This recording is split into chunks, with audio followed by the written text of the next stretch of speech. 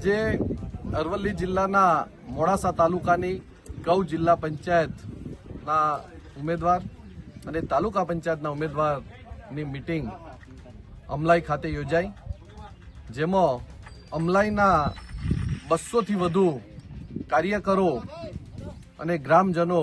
આજે ભાજપ છોડી કોંગ્રેસમાં જોડાયા છે। તેઓએ ભાજપની જે નીતિ ખેડૂત વિરોધી રહી છે અને આ વિસ્તારનો જે વિકાસ સાચા અર્થમાં થવો જોઈએ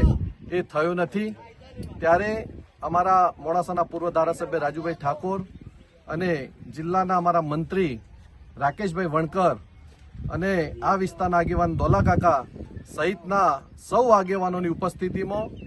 કોંગ્રેસમાં જોડાયા છે અને અમે કોંગ્રેસ પક્ષ તરફથી પણ ખાતરી આપી છે કે આ વિસ્તારના વિકાસ માટે કોંગ્રેસ હંમેશા આપની સાથે રહેશે અને આ વિસ્તારના પ્રશ્નો માટે